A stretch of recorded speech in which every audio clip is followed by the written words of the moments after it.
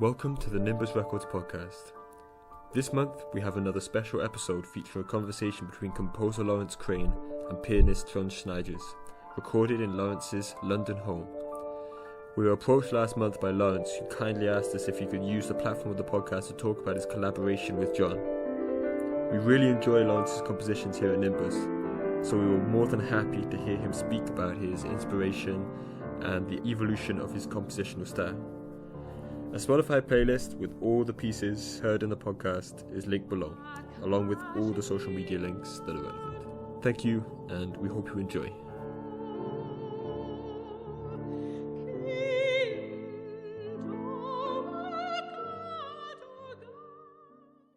Okay, so I am Laurence Crane. I'm a composer.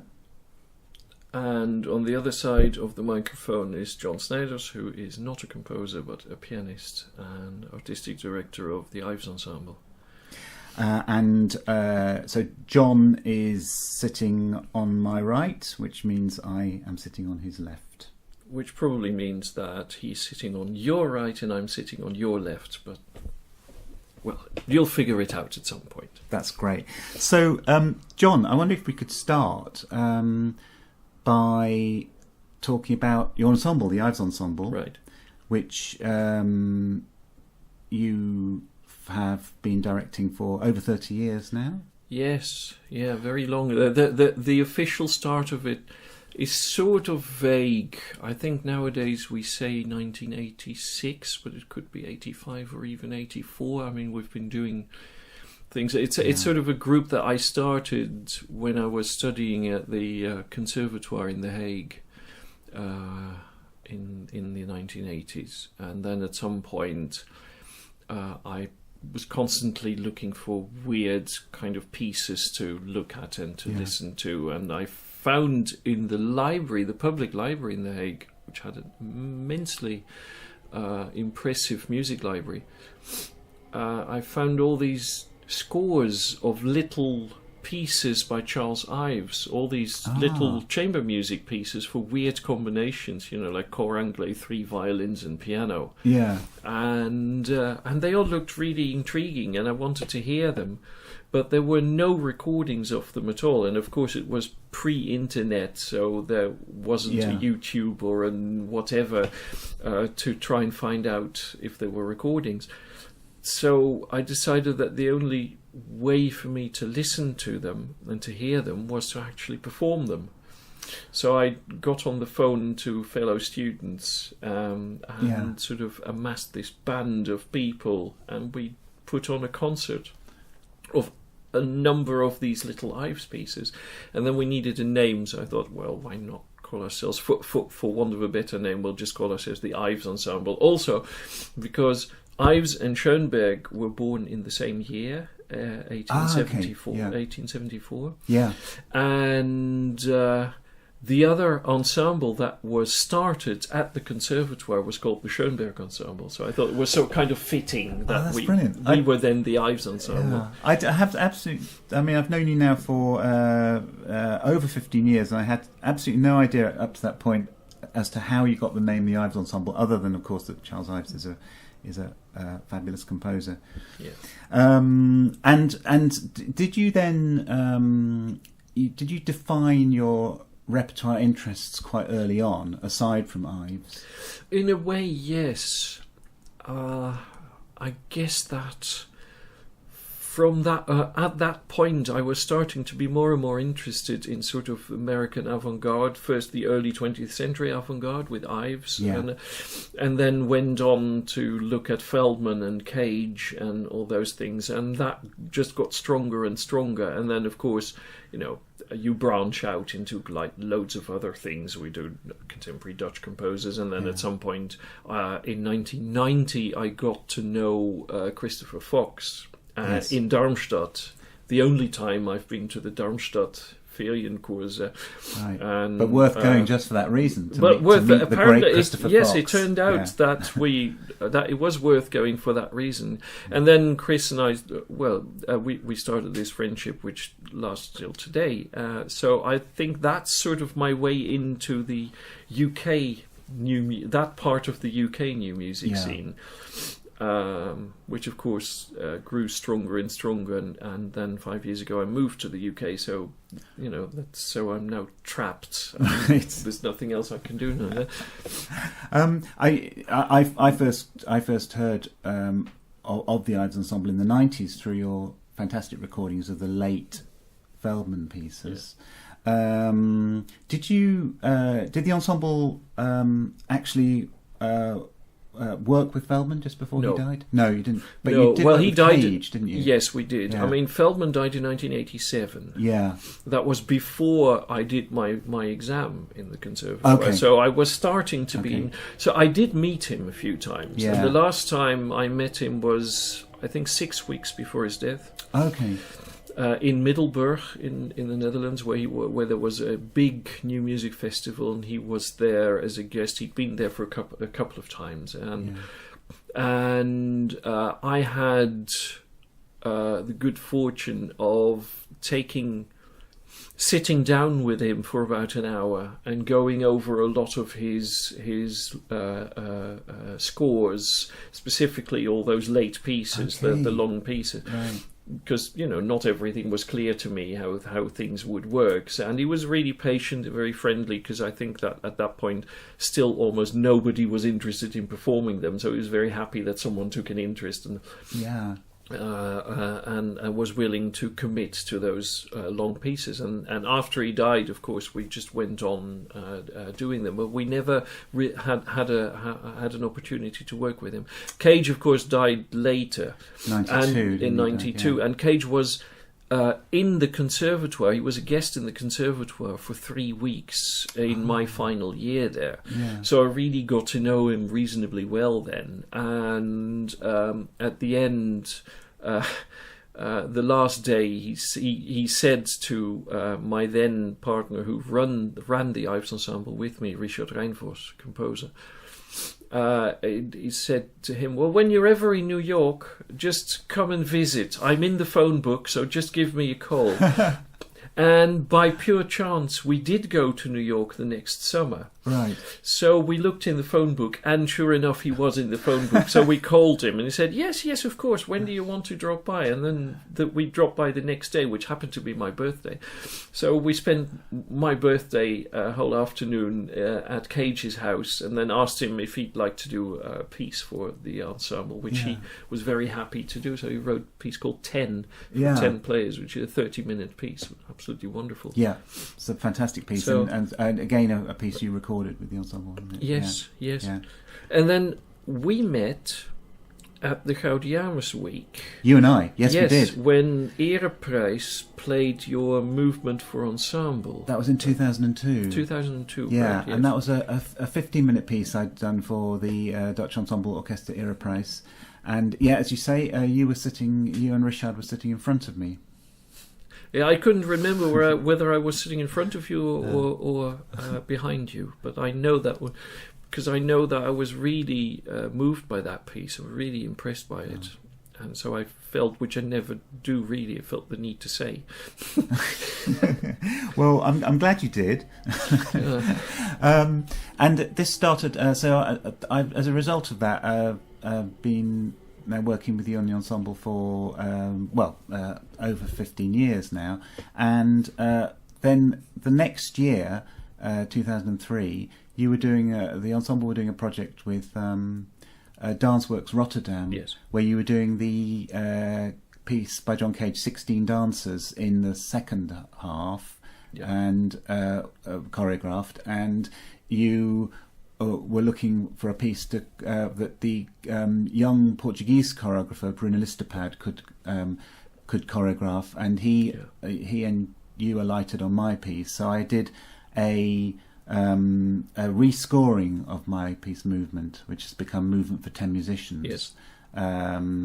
The ensemble, the Movement for 10 Musicians is scored for is a much more classical lineup than the more sort of wind and brass dominated Ereprijs version. Yes. So you played that as both a dance piece and a and a concert piece. And that was the first piece I did with you. Yes, Yeah. and then we just kept on doing your pieces with some, Which with is some very, regularity. very kind of you. Thank you.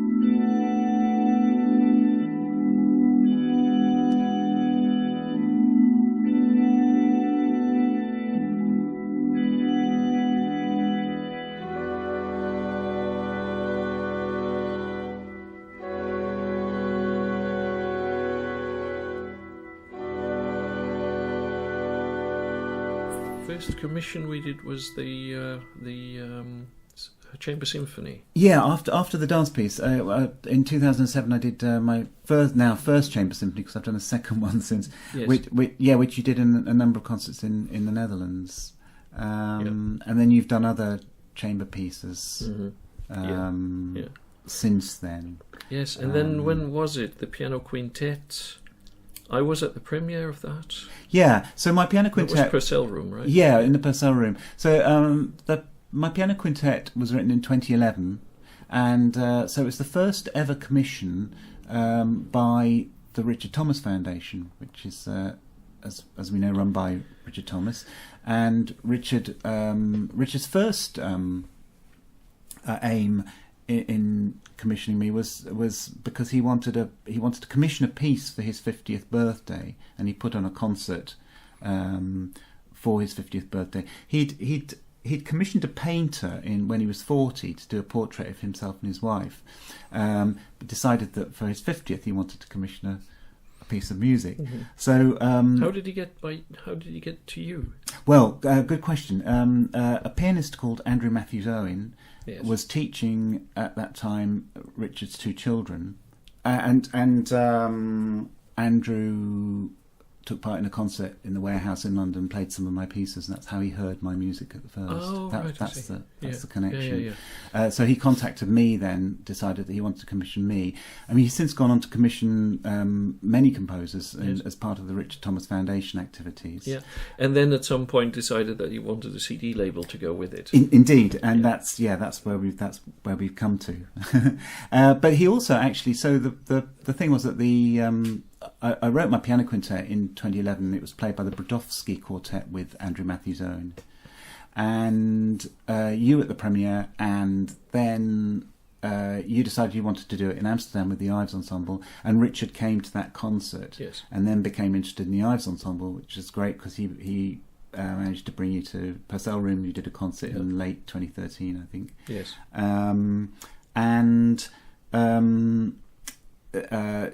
Therefore, with his interest in the label, when it came to be that you recorded a CD of my music, his label became a natural home.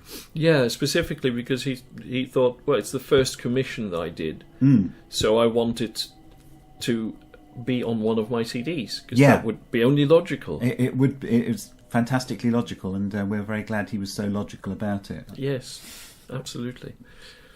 Yeah, and then of course we had to fill the CD, because even though it's one of your biggest pieces in time, it is at nearly 30 minutes. Yes, but it's still not a full CD. So it's still that's a half price CD, isn't it? 30 minutes.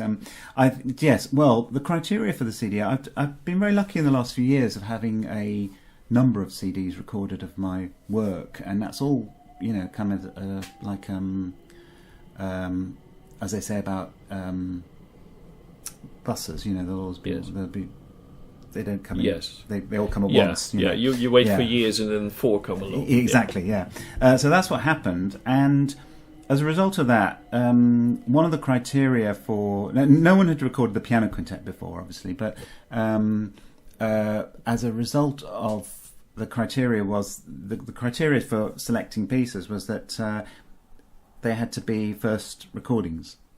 So this meant going back into Into the Mists of Time. Yeah, to your back catalogue to see what on earth hadn't been recorded yet. Yeah, which meant... I remember getting that list.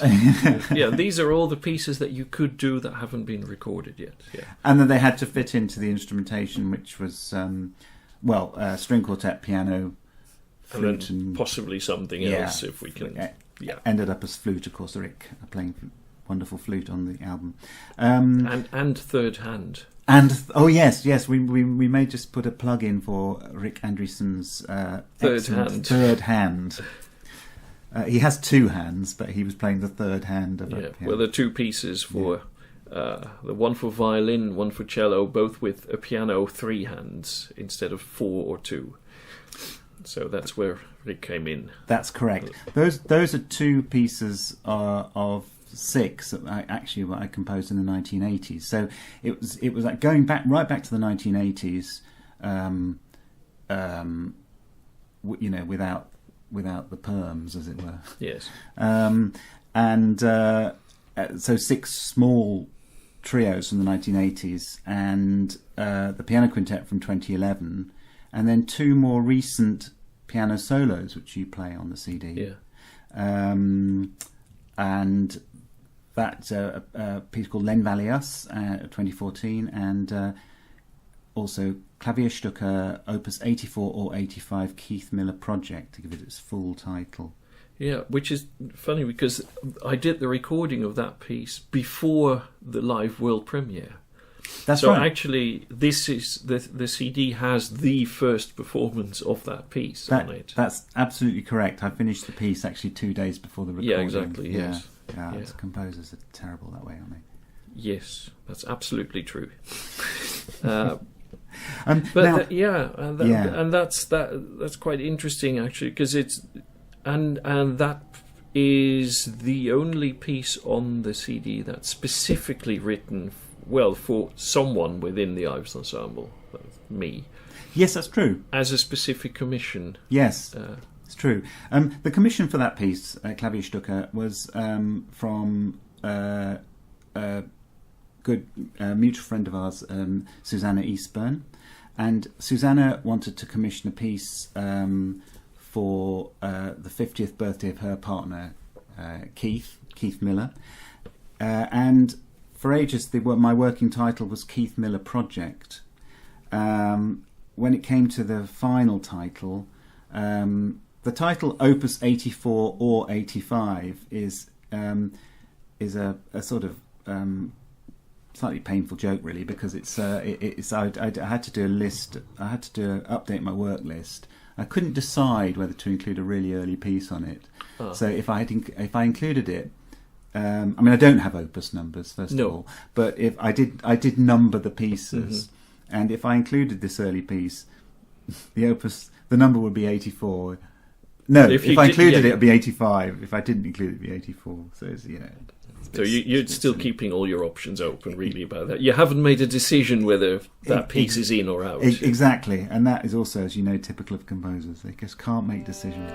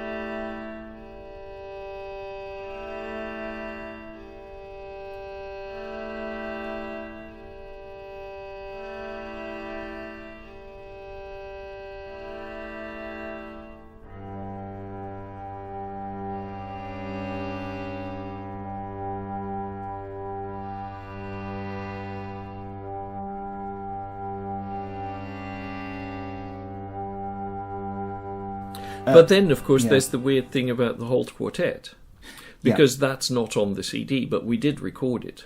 Indeed you did. And the reason it's not on the CD is because when we planned the CD in probably early 2016.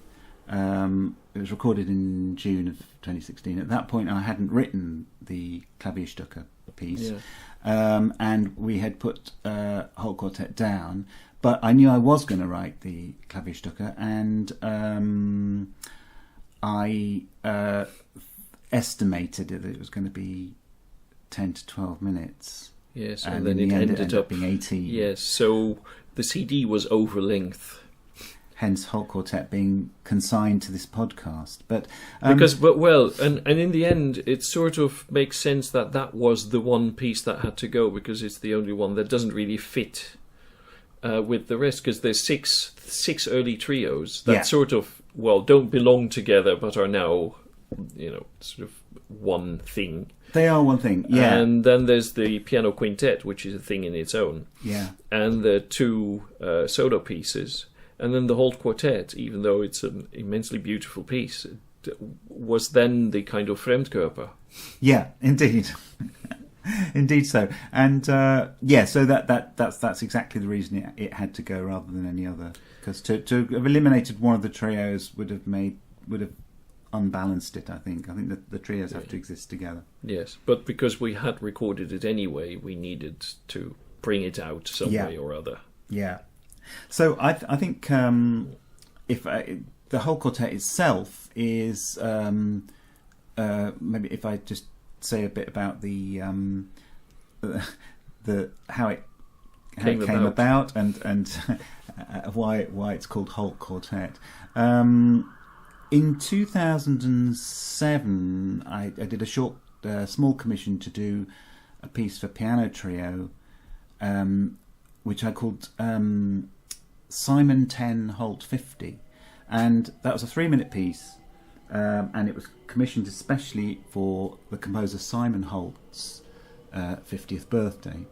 So the title's a bit of a play on the fact that there is Simon Holt, the British composer, and there was also he's no longer with us, but there was Simeon 10 Holt, and I had speculated that I'd never seen the two of them in the same room together.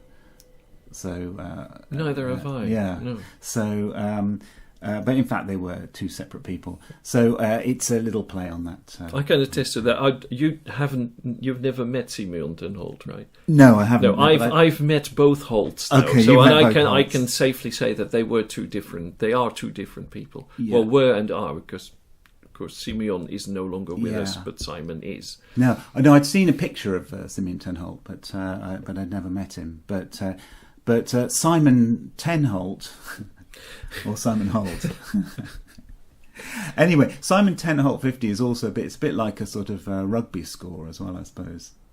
Possibly. I don't know enough about rugby to know whether that's a feasible score or not.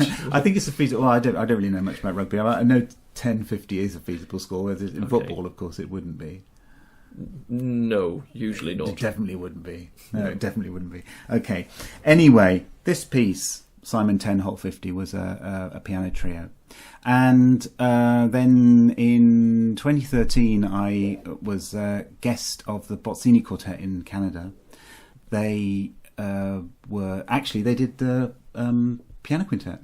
Yes. They were the other people to do it. The Bozzini Quartet with Philip Thomas, the English pianist, and so they've done it actually twice now. Once in Montreal and once in Bologna. And in the Montreal performance, they wanted another piece of mine to play in that concert, and I didn't at the time have a string quartet of any sort, and I thought that I would revisit the material in Simon 10 Holt 50, and which is what I do, and it's very much not a straight arrangement. It takes the basic material and takes it slightly somewhere else. I mean, it's 5 minutes long rather than 3 minutes long. It doesn't do that much more with it, but it just goes in a slightly different direction. I've also got a piece which is much more a direct arrangement of Simon 10 Holt 50, which is just called Holt. So it's there's a whole series of pieces based around the idea of Holt. Well, you can go on and make a complete Holt CD at some point. Indeed, it is a Holt. Of course, is also a place in Norfolk. Ah, yeah, North Norfolk. Okay. Anyway, the piece is the whole quartet is very, very. It's very, very sustained, with what we might call a stepwise melody dominating it.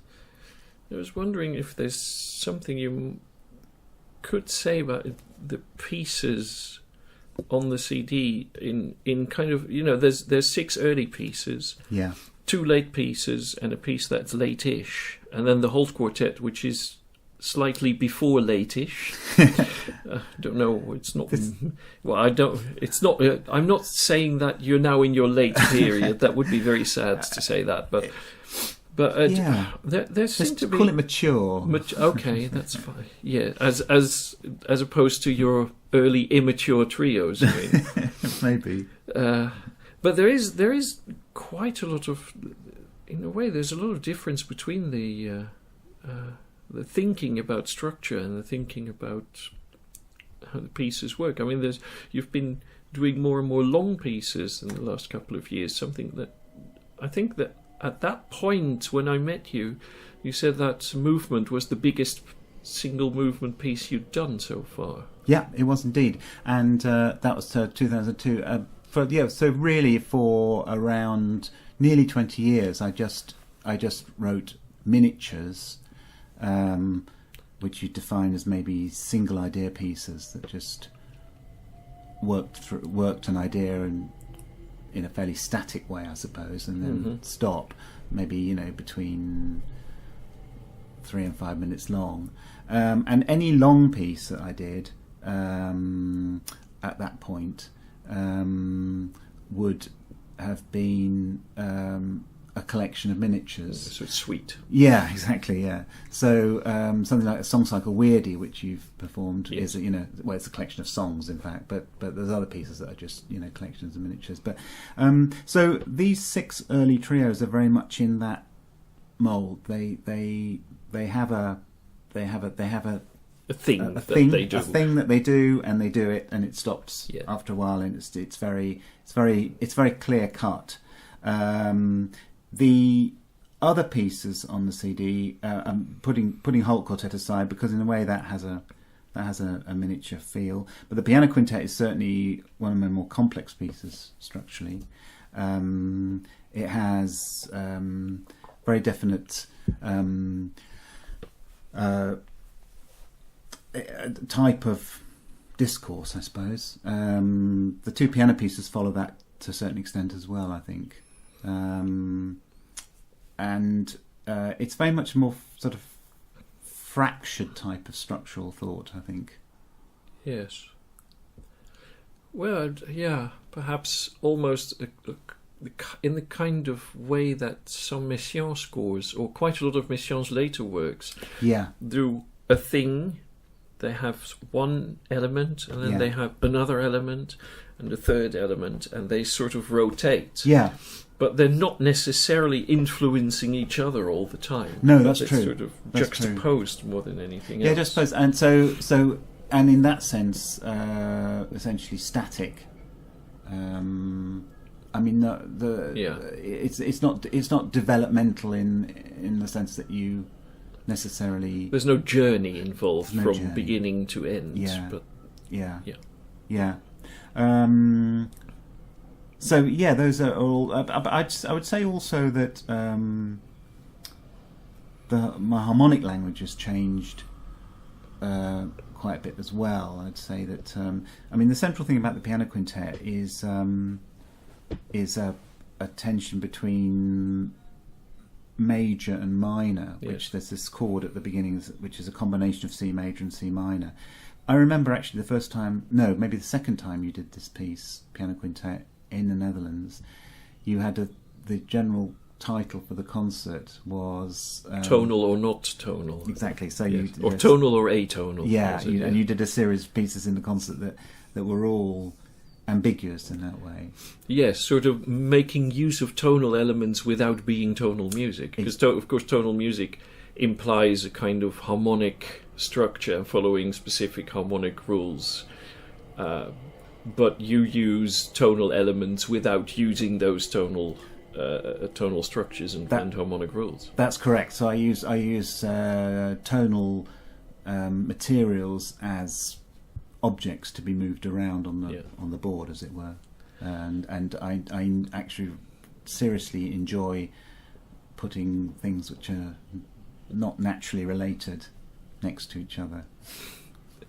Yes, don't we all? Yes. But yes, and that in the piano quintet, the four movements are all in some way preceded by a version of this chord, and this is almost. Actually, the way that I do arrange these tonal objects next to each other is again very different from these early pieces on the CD, which just really present something and stay in it, but the harmonic language is in some way simpler, I think, even though it's in the piano quintet, it's still essentially quite simple, but it's a little bit more.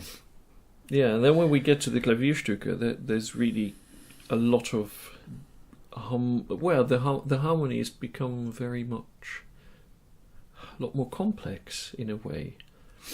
Although, I'm thinking about that, there's a couple of movements where the right hand has very sort of strong, clear tonal chordal structure. Yes. And the left hand does as well. Yeah. But once you play them both together, it gets to this sort of polytonal or thing that is a lot more complex than a lot of other music that I've heard. So right. That's sort of what you've been doing in the last few years anyway. It is, absolutely. This has happened. This has definitely happened in the last few years. Last 10 years or so, I suppose. There's certain other pieces that do that. There's a long piano piece that you played, piano piece number 23, Ethiopian Distance Runners, and both chamber symphonies do it. The one written for you, the other written for the London Sinfonietta. Yeah. A piece called Cobbled Section After Cobbled Section, which is an orchestral piece, and a piece for ex Audi called Pieces About Art. Yeah, that's it's. I mean, I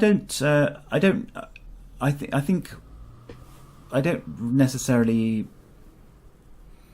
plan in what direction my music's going to go. I take it piece by piece, but there's a sort of natural evolution, I think, happens when you start to think about things, and it's. I like the fact that one can see certain elements that are there all the time.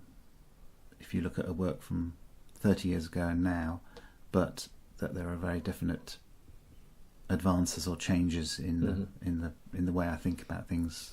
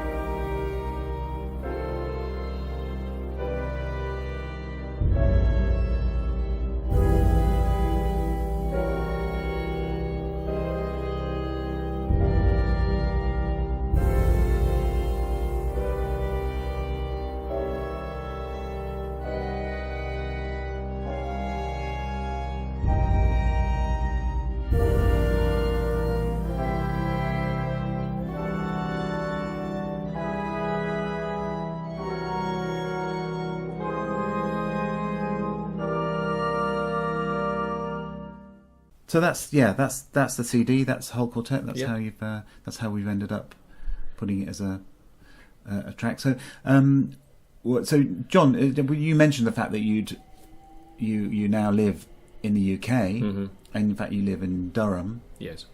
where you're head of performance at Durham University. What's your main focus of interest at the moment? Sort of twofold.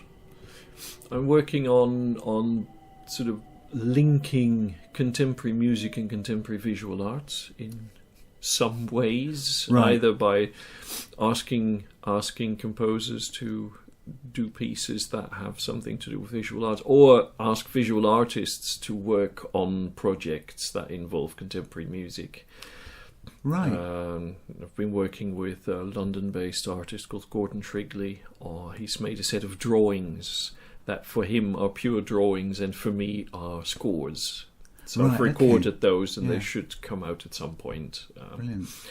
And I'm working on another project with an artist called Jane Bustin, who has done a body of work around the dancer Nijinsky, dancer choreographer. And one of his most famous ballets was on Debussy's Prélude à l'après-midi d'un faune. Okay. And she wanted to do something around that, and she asked me if I want to be involved. So I actually composed a piece, because I did study composition in The Hague Right. for a couple of years, so I'm still partly a composer.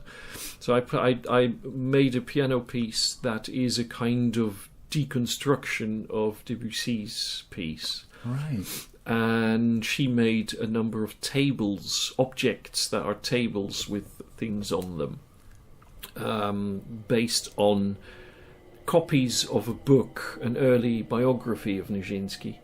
And she's done all kinds of beautiful things to them. And then her son is a ballet dancer, so he's doing a choreography based on the music and based around the books. And hopefully we're going to premiere that in the next couple of months.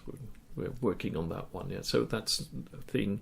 And then I'm actually working on a book, sort of short book, which you could call a short monograph, on a piece by Feldman, one of his more obscure pieces called Ixion.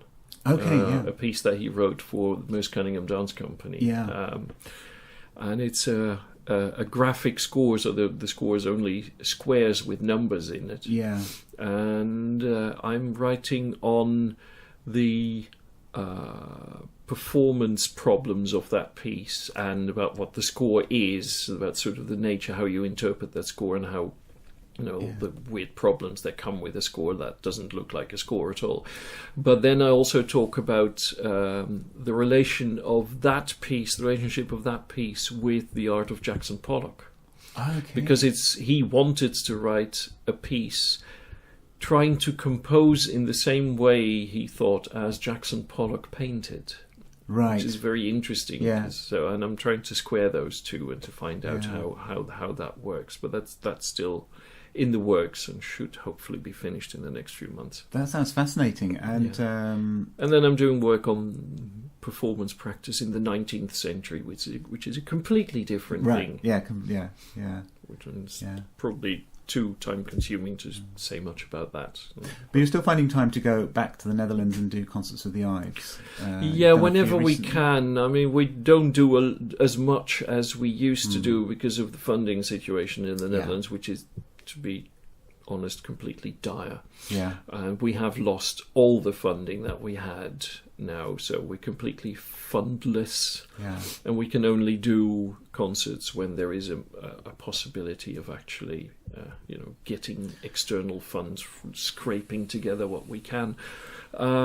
So we still do concerts as much as we can, but as much as we can is really not as much as we used to do. But whenever we do things, I go back to the Netherlands and play, or every year we try to invite the ensemble to do concerts in the Contemporary Music Festival that we have in Durham at the university. So that's another steady thing, or has been for the past 7 years, I think. I think this is a terrible situation in the Netherlands where the funding has been so decimated, hasn't it, in the last 10 years or so? Yeah, by its very odd political choice, when we had a government that actually at some point claimed that they thought art was a leftist hobby and therefore should not be part of government funding. Of course, they couldn't make that stick with big museums and things, but they did mean that over the course of a few years, art fundings for most of contemporary art things, and definitely contemporary dance and contemporary music, has been absolutely staggeringly bad. I mean, it's more or less. We had huge amounts of groups in the Netherlands that were all doing wonderful things in contemporary music. I played in two. I've got the Ives Ensemble, and then I played in another group called the New Ensemble, which now has lost all its funding as well. And the only group really that's left is Asko Schoenberg, which is still going. But they find it very, very difficult to keep going. So it's not good. But, things might come round again at some point. They have a habit of changing. But I hope it'll be sooner rather than later, because it's not a healthy situation for people, that, and I know of a lot of musicians who are now no longer musicians because they can't make it work anymore, which is a very sad thing. It's very sad, and probably not the best thing to end on. No. So what shall we end on? Well, by asking people just to enjoy the bonus track and hopefully the rest of the CD as well. I mean, I'm very happy that we were able to do it, and we're happy that Richard Thomas made it possible to release it. Yeah, we're very grateful to Richard and his label RTF Classical, which is part of Nimbus Alliance, and we're very grateful to Nimbus. And the CD we've been talking about is music by me, Laurence Crane, and it's called 6 Trios, 2 Solos and 1 Quintet, which is a very factual title. It's performed by the Ives Ensemble, and we've the artistic director of the Ives Ensemble, John Snijders, is here still on my right. I'm still on his left. And also we should mention that the excellent recording was done by Hans Erblich. And he also a very nice piece of information about Hans is that he is the son of our first violinist. Yeah, Yoshi Taha. Yes. So, and beautiful also. Sorry, it sounds like I'm trying to sell the CD, which I suppose I am in a way. But the cover is particularly nice. It's by a mutual artist friend of ours, Kalroy Kezeru from Hungary, and he and there's two. Well, we asked him if he'd like to do the cover, and he sent us a couple of drawings. He said you can use these as cover. So we chose 2 drawings, and one is now the front cover, and the other is the back cover, and they're absolutely beautiful. So thank you very much for listening to our podcast.